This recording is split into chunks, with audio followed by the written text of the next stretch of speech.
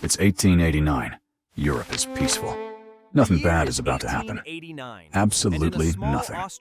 On April 20th, a baby was born in Austria. A perfectly normal baby. Sure, young Adolf loved drawing buildings. He had big dreams of becoming a famous artist. At 18, he packed his portfolio and marched into the Vienna Academy of Fine Arts. Rejected. He applied again. Rejected again. The art school said no. Twice. With no money and no career, Hitler ended up painting postcards in a homeless shelter. Wandering Vienna's streets, he started reading political pamphlets with very unpleasant views. His bitterness found a direction. Then, in 1914, World War I started. And Hitler thought, finally, my chance. He volunteered immediately, enthusiastically. The war that horrified the world was, for him, a gift. He served as a messenger on the Western Front. 4 years, artillery fire, mud, chaos. He survived all of it. He even won the Iron Cross, one of Germany's highest military honors. He was respected. For once. Then a gas attack blinded him, and in hospital, a nurse told him Germany had surrendered. He wept. November 1918.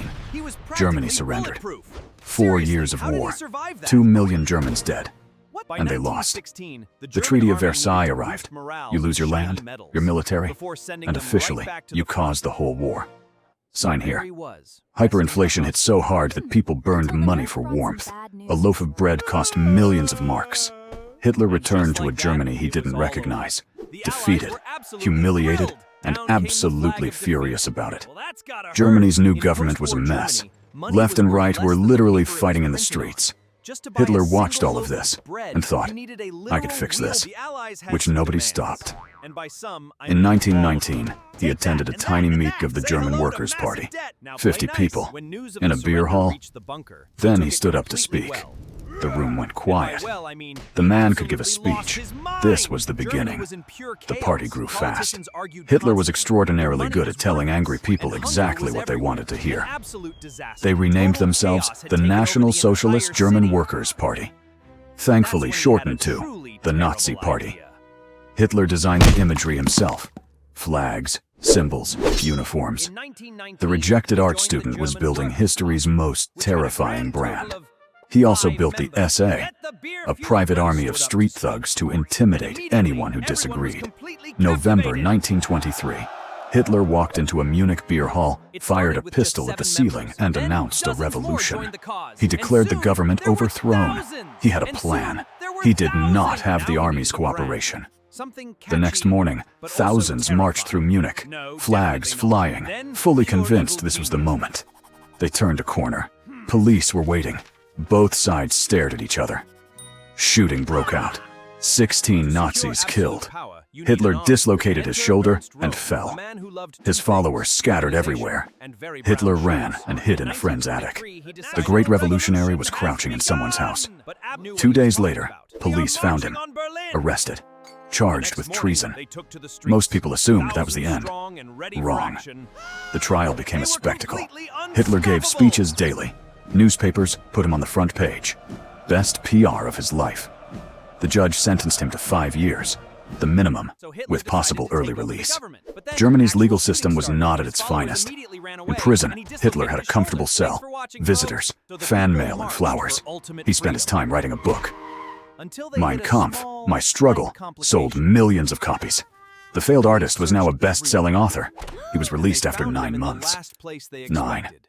He walked out, put his uniform on, and immediately started rebuilding. Back in action, his speeches drew enormous crowds. Sharper, more focused, more dangerous than ever. His propaganda operation was unlike anything the world had seen. Newspapers, radio, posters, all controlled, all one message. Then, in 1929, the Great Depression hit. Unemployment went from 1 million to 6 million. People were desperate. Desperate people make dangerous choices. And the Nazis had the loudest promises and the clearest villain to blame. Election after election, Nazi votes exploded. 2%. 18. 37. From fringe to largest party in parliament. President Hindenburg despised Hitler, called him that bohemian corporal.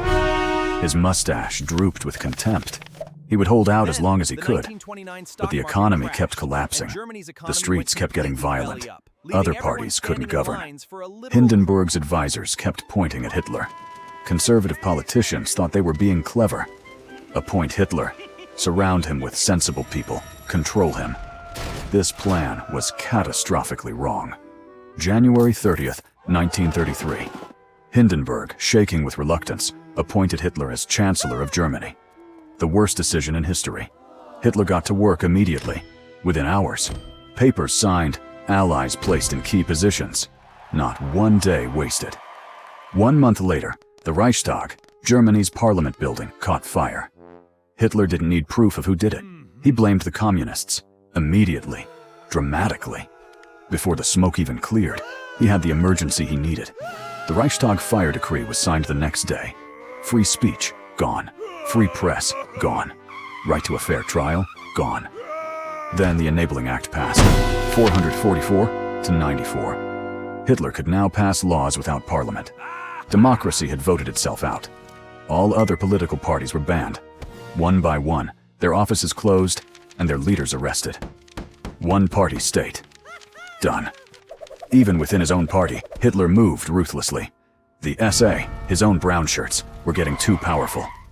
In the night of the long knives, SA leaders were arrested and executed by their own party. The army was delighted. Hitler had eliminated his own muscle to win their loyalty, which he would absolutely not misuse. August 1934. Hindenburg died. Within hours, Hitler combined president and chancellor into one role. Germany had a dictator. The entire military swore a personal oath, not to Germany, not to the Constitution, to Adolf Hitler. He held massive rallies, hundreds of thousands, floodlights cutting the sky, designed to make individuals feel unstoppable. And he was rearming Germany in direct violation of Versailles. The Allies noticed. They did nothing. Hitler noticed that too. Now he looked at the map. Austria should be German. Sudetenland should be German. Poland had a corridor he wanted back. March 1936. German troops marched into the Rhineland. The soldiers had orders to retreat if France resisted. France didn't resist. British Prime Minister Chamberlain believed he could negotiate with Hitler. He had an umbrella and enormous confidence. He was about to have a very bad time. The Munich Agreement, 1938. Britain and France handed Hitler Czechoslovakia's most defensible region. Without consulting Czechoslovakia, Chamberlain flew home waving a piece of paper, declaring, "Peace for our time." The Czech people watched this and cried. 6 months later, Hitler took the rest of Czechoslovakia. Because of course he did. Chamberlain stared at his piece of paper. Britain and France finally realized appeasement wasn't working. The light bulb appeared. It was quite late for a light bulb. Meanwhile, Hitler made a deal with Stalin. They smiled, shook hands, and both planned to betray each other immediately. September 1st, 1939. German forces invaded Poland. Fast armored vehicles, air support, overwhelming speed, Blitzkrieg, lightning war. 2 days later, Britain and France declared war. World War II had officially begun. Appeasement had not worked. Poland fell in 5 weeks. Denmark, Norway fell. Then France, the country that held out 4 years in World War I, collapsed in 6 weeks. France surrendered in the same railway carriage where Germany had surrendered in 1918. Hitler made sure of that detail. Hitler visited Paris early one morning. He looked at the Eiffel Tower, took one photograph. The art student got his European tour. But Britain didn't fall. Churchill gave speeches. The RAF fought the Luftwaffe. For the first time, the German advance stopped. Frustrated, Hitler did something his generals thought was insane. He turned east. He was going to invade the Soviet Union. June 1941, Operation Barbarossa. 3 million soldiers marching east. Early victories. Enormous advances. And then, Russian winter. December 1941. Japan attacked Pearl Harbor. America entered the war. Hitler then declared war on America. Voluntarily. Nobody asked him to. American factories that made cars were now making tanks and planes by the thousands. The math was going badly for Germany. Slowly, the tide turned. The Soviets held, then pushed back. Allied forces fought in North Africa. The map was shrinking. June 6, 1944. D-Day. 150,000 Allied troops stormed the beaches of Normandy. Another front. Germany was being squeezed.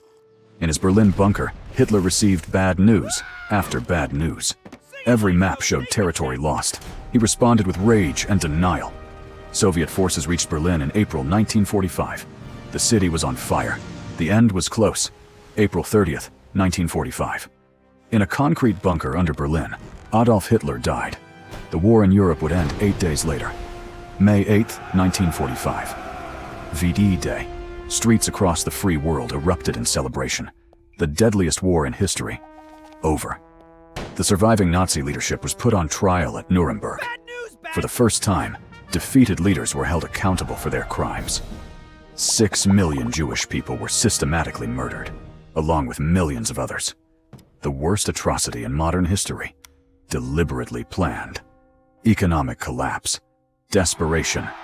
Scapegoating. Propaganda. Democratic institutions dismantled one by one. Then, catastrophe. This is what that chain looks like. Germany was rebuilt. Slowly. Painfully. A new Germany emerged. Democratic, peaceful, stable. It's possible to come back from the worst. So, failed artist, rejected twice, homeless, extremist, Jaguar veteran, beer hall, prison, chancellor, dictator, World War II. 80 million dead. Chamberlain spent the rest of his life being reminded of his piece of paper. He died in November 1940. The war had been going 14 months. The people who resisted, soldiers, resistance fighters, ordinary citizens who hid their neighbors, don't always have famous names. But they held the line. Thanks for watching OverHistoried. Subscribe so you don't miss the next one. History is darker and stranger than anyone tells you in school.